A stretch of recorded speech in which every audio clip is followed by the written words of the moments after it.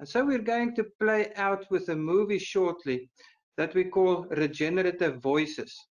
Regenerative Voices is the words of many people sharing their ideas in terms of why they think regenerative agriculture and the whole notion of heal the land, heal the people is something that they would like to support. They do so in conjunction with the fact that there's this opportunity to sign the manifesto around regenerative agriculture and to support the healing the land, healing the people. For that, there is the website healtheland.co.za. Very simple, healtheland.co.za. Sign the manifesto and become part of this larger movement of people that says, I would like to make a contribution. I would like to say that wherever you are, it matters. You don't have to change the entire world. You can sweep in front of your door, wherever that might be. Um, if I can do my bit in healing the land, healing the people, and my neighbor does, and his or her neighbor does, the entire street will be swept in double quick time. And so everybody can make his or her contribution to it. And that is what this manifesto is also about, is to say, let's take hands in this world where we are not connected physically at the moment, but we can be connected in terms of technology as we were today, but we can also be connected in terms of an idea of healing, especially more so in a world that is broken. In a world that is broken, we require actually more healing, not less. And hence that I think it is so important that we carry this message of healing wide to every corner that is possible. So at this note, I would like to ask the producer to play in this video of the regenerative voices, starting out with the voice of South Africa's opening batsman for the Proteas, Rassie van der Dussen. Hi everyone, Rassie van der Dussen here, Proteas cricketer. In these times, and especially in these recent times, it's more evident that our people and our country are struggling. Luckily, through the great work of the people at Restore Africa and Restore.co.za, these problems are being addressed. Through regenerative agriculture, they're making a real difference in the lives of people who really need it. So please go look at all the websites, healtheland.co.za, restore.co.za, and restoreafrica.com. Heal the land, heal the people. Hi, James. Um, the idea you have come up with is so innovative and so important, especially in today's times. Some of the work that I am involved in is relating to ecosystem services. And the work we are doing up in Transkei, in the northern areas of Transkei, has indicated that the ecosystem status is so directly linked with the services that people derive from the land. This means if the ecosystem is broken or the health of the land is not at an appropriate state, this will in one way or the other have an impact to the health of the community. Not only the services that the communities derive from the land, but also the benefits that the people are deriving from whatever activities they are implementing on the land. It is in that context that I am keen to sign the manifesto, and I would like to be part of one of the signatories, so that this vision goes forward. And I am just imagining in this current time of COVID-19 how much the people need to eat or consume resources that are improving their immune system. If the land is not healthy, the plants that they will consume will not provide them sufficient nutrients to be able to improve their immune systems. So this is why I'm saying this seems to be an opportune time for the idea that you have conceptualized, and I am keen to be part of this concept. Thank you.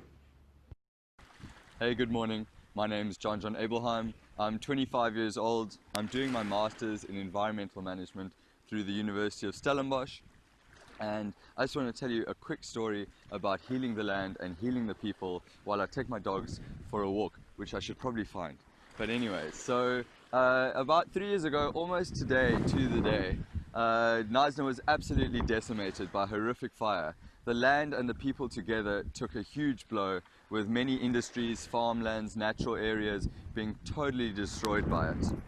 But interestingly, it's taken less than 3 years for this whole hillside, which was, I'm not kidding, all of it had been taken out, totally burnt to blackness and ash, to regenerate to better than it was before. All of the indigenous fynbos, natural flora and fauna, birds, small mammals have all returned in power, and what used to be areas of patchy overgrazing and invasive species has now recovered. And so with it, the people and their activities there have recovered to be even better than they were before. And it gives me a lot of excitement to think of this as an extended metaphor for the rest of South Africa and what could be possible if we just regenerate our lands and regenerate our soils. What could that mean for our people? Hello everyone, my name is Akwana Klogeni, and I endorse the Heal the Land, Heal the People manifesto. I support this manifesto because it speaks to the future we all desire, a future of no environmental degradation, pollution, or the exploitation of natural resources. I also support this manifesto because it speaks of the current lived experiences and challenges the people of South Africa are facing, such as poverty, inequality, and the lack of access to adequate natural resources such as water. I therefore ask you to please sign the manifesto and support it so that you can take a stand to ensure that the planet we leave for the future generations is safe and healthy. By co-signing this manifesto, you will also be supporting the healing of relationships between nature and people and ensuring that we as humans are held accountable for also nurturing and rehabilitating nature to ensure that it can be able to sustain us in the long run. Thank you. James, thanks very much for setting this initiative up. I support the manifesto because it represents the essence of the link between society and nature in a situation where both need regeneration. Hello, my name is Dr. Shepard Mdawanu. I'm a postdoctoral research fellow in the Department of Agricultural Economics at Stellenbosch University. I'm here to offer my support for the Heal the People, Heal the Land manifesto. The reason why I support this manifesto is because of its principles of regenerative agriculture. Based on scientific research that has been conducted to date, at least 25% of global greenhouse gas emissions that are responsible for climate change have been attributed to conventional industrial agricultural practices on farmland. Also, pesticides that are used under these systems kill microbial organisms that are essential for the maintenance and sustenance of healthy soils. These pesticides have also been blamed for food contamination. As a result, regenerative agriculture offers an opportunity for the agricultural sector to lower its carbon footprint, to restore the health of soils under degraded agricultural landscapes, and also to ensure the production of nutritious and healthy foods that are free from chemical or pesticide residues. Based on this, I fully support this manifesto. Thank you. Hi, James. We from Structured Growth would like to just pass on a message of congratulations. In the manifesto that you've put out, Heal the Land, Heal the People. As Structured Growth, we'd like to co-sign this manifesto because we believe in the whole concept of regenerative agriculture. We have a thesis that the risk associated with regenerative agriculture can be managed properly, can be tolerated, it can be treated, or we need to terminate projects. So we would like to support you and be with you in this journey. Thank you very much. The human population is growing by the day, but the land is not. Land, or ecosystem service as we also often refer to it, does not expand or grow. We as humans are entirely dependent on this limited land to sustain us through the ecosystem services and benefits that it provides us. Unfortunately, very large parts of our ecosystems are not in a good state as a result of poor management over many, many decades. However, land is forgiving and offers us grace. I truly believe that we can restore the ecosystems by actively working together as a passionate and caring community and through supporting this manifesto. Greetings, friends. I am fortunate to support and participate in the Heal the Land, Heal the People initiative. Our land and soils mean everything as they give us the principal basic need for all human forms of life, food to sustain us. All life comes from land and water, and everything is interconnected. My motherland, Rwanda, a densely populated country to the tune of 444 inhabitants per square kilometer, land has been dishonored, ill-treated, and now it is bleeding. In the search of food to put on every family's dining table, all activities of increasing food productivity and providing shelter for human settlements have been applied to our land. This has led to all forms of land soils degradation. Fertile soil loss is unimaginable in my country. Our population is growing day in and day out.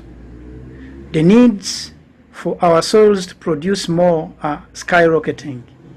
Yet the way we use and exploit our land and soils does not promise to give our children the same right and means to ensure our nation, Rwanda, a land of 1,000 hills and 1,000,000 smiles, continue to provide the same opportunities to our children to come.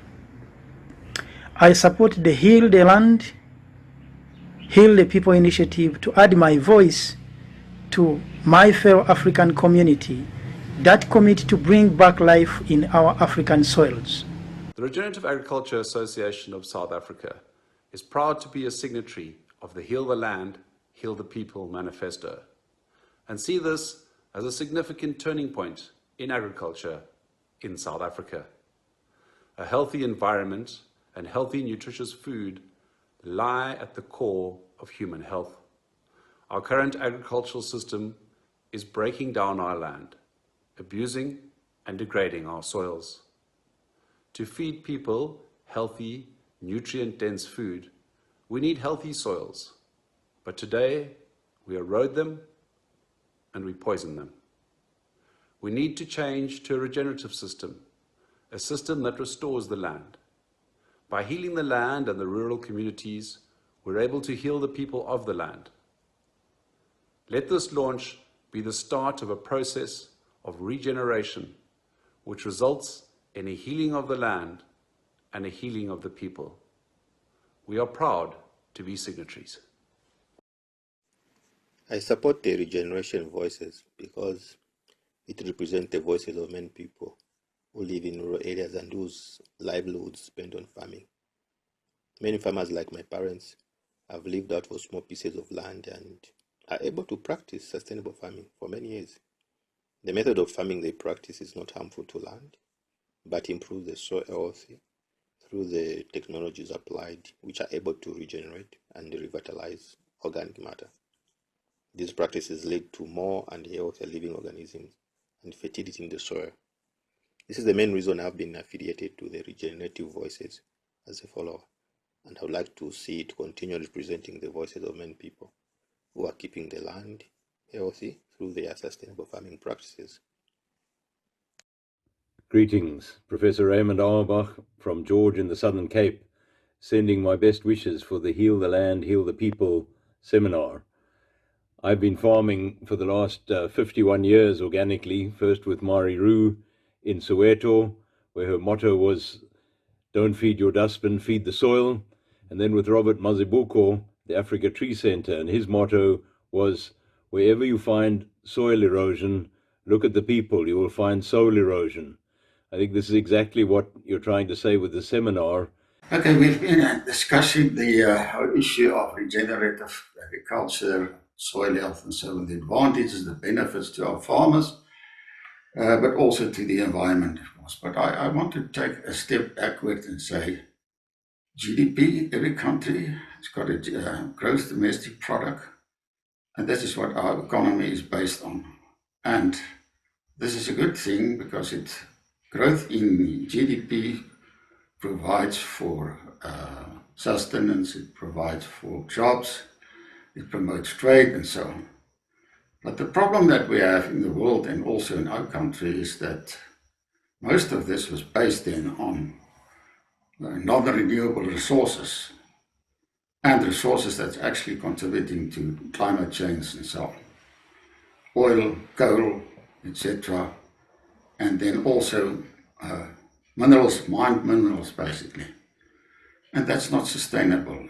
And we as concerned citizens of the country, and in our context, the group that is basically looking at the healing of the land and healing of the people, is that we need to consistently address this issue and promote that this GDP must be modified by environmental investments to make sure that that if there is investment in the environment to prevent an environmental breakdown and so forth, that needs to be rewarded, and the GDP that is not associated with that needs to be taxed, basically too. And this is important that all of us that with this mindset basically make a contribution to that. Secondly, I want to address the issue of, with urbanization, this disconnect between the producer and the consumer realized. And it is increasingly so with continuous urbanization. And what it actually entails is basically that we get to the system that our producer has become a price taker, both on the input side as well as on the product side. Because his product is sold by the retailers in the cities, and which is far off. So transport costs is adding to it. Food safety issues is adding to the cost. It needs to be packaged, it needs to be stored, it needs to be cold stored, it needs to be to increase shelf life for the consumer. It's added cost. And that's not a bad thing. Of course, we're concerned about food safety, but it's adding to cost. And that is one of the reasons, basically, that our producers are suffering. They actually, apart from the fact that they also have this problem of droughts and floods and so forth, they price takers. So one of the issues that we try to address in this regard is by the system that we're promoting in terms of regenerative agriculture, in terms of food with integrity and so on, is that we need to convince then investors to invest in a system like the easement fund that we've been discussing for a time now. But also, one thing that one is basically worried about is to say that with the system as it is, in terms of the cost structure and so on, Your large operations that can operate on a basis of economy of scale, they're the only ones that can actually survive in the long run in this. And that's a very fragile and vulnerable system for our country in terms of food production, because you actually, the larger operations take over the smaller operations. We get less farmers actually to produce from a food security point of view, and that's not a healthy situation. So we need to assist our farmers in this regard as well.